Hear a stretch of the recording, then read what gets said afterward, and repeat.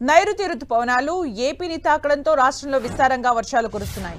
రాబోయే 3 రోజుల్లో మోస్తరు నుంచి భారీ వర్షాలు, ఈదురుగాలులు వీచే అవకాశం ఉందని వాతావరణ కేంద్రం హెచ్చరించింది. మత్స్యకారులు సముద్రంలో వేటకు వెళ్లరాదని సూచించారు. నైరుతి రుతుపవనాలు రాష్ట్రంలోకి ప్రవేశించాయని, జూన్లో విస్తారంగా వర్షాలు కురిసే అవకాశం ఉందని ఐఎండీ తెలిపింది. ప్రజలు అప్రమత్తంగా ఉండాలని అధికారులు సూచించారు. హోర్డింగ్స్, చెట్ల కింద, శిథిలావస్థలో ఉన్న గోడలు, భవనాల దగ్గర నిలబడకూడదన్నారు.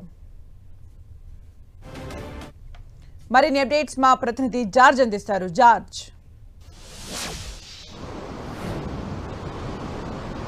గత 10 రోజులుగా రాష్ట్రంలో విభిన్న వాతావరణం అయితే నెలకొని ఉంది. రాష్ట్ర వ్యాప్తంగా చాలా చోట్ల కూడా గత 10 రోజుల నుంచి విస్తారంగా, అలాగే కొన్ని చోట్ల భారీ వర్షాలు అనేవి నమోదవుతున్నాయి. ఇప్పుడు ఇటు నైరుతి రుతుపవనాలు ఉపరితల ఆవర్తన ద్రోణితో పాటు ఈ రోజు బంగాళాఖాతంలో అల్పపీడనం సైతం కూడా ఏర్పడనుంది. ఈ నేపథ్యంలోనే రాగల 3 రోజుల పాటు ఇటు ఉత్తర కోస్తాంధ్ర జిల్లాలో 1-2 చోట్ల భారీ వర్షాలు, మరికొన్ని చోట్ల మోస్తారు నుంచి తేలికపాటి వర్షాలు కురుస్తాయని వాతావరణ శాఖ చెబుతోంది. ముఖ్యంగా శ్రీకాకుళం, విజయనగరం, విశాఖపట్నం, అనకాపల్లి, అల్లూరి, ఈస్ట్, వెస్ట్తో పాటు కోనసీమ జిల్లాల్లో ఎల్లో అలర్ట్ అయితే జారీ చేసింది. ఈ ప్రాంతాల్లో చూసుకున్నట్లయితే కనుక 1-2 చోట్ల భారీ వర్షాలు, మరికొన్ని చోట్ల మోస్తారు నుంచి తేలికపాటి వర్షాలు కురుస్తాయని చెప్తూ ఉన్నారు. అంతేకాకుండా మిగిలిన జిల్లాలు ఏవైతే ఉన్నాయో ఆయా జిల్లాల్లో రేపు మోస్తారు నుంచి 1-2 చోట్ల భారీ వర్షాలు అయితే కురిసే అవకాశం ఉందని చెప్తూ ఉన్నారు.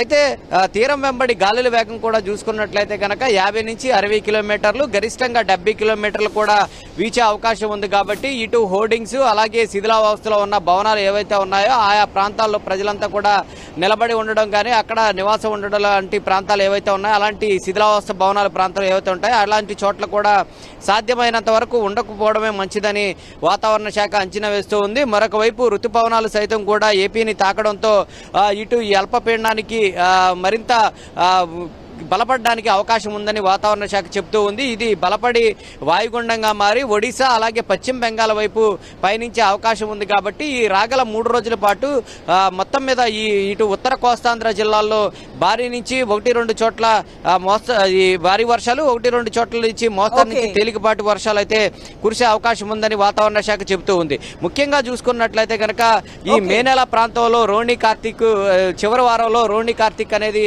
ఉంటుంది. ఎండలు అనేవి తీవ్రంగా ఉంటాయి.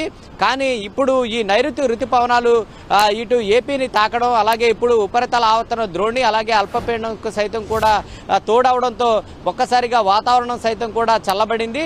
ఇది ప్రజలకు ఉపశమనం కలిగించే అంశమే. అలాగే రైతులకు సైతం కూడా ఈ నైరుతి రుతుపవనాలు రావడంతో వారి పంటలను వేసుకోవడానికి కూడా మంచి పరిణామం అనే చెప్తూ ఉన్నారు. ఏదేమైనప్పటికీ రాగల 3 రోజుల పాటు విస్తారంగా వర్షాలు కురుస్తాయి. కాబట్టి ఇటు లోతట్టు ప్రాంత ప్రజలు, అలాగే తీర ప్రాంత ప్రజలు అప్రమత్తంగా ఉండాలి. గాలుల వేగం కూడా ఎక్కువగా ఉండే అవకాశం ఉంది. కాబట్టి ప్రజలంతా కూడా అప్రమత్తంగా ఉండాలని వాతావరణ శాఖ సూచిస్తోంది. Thank you George for the updates.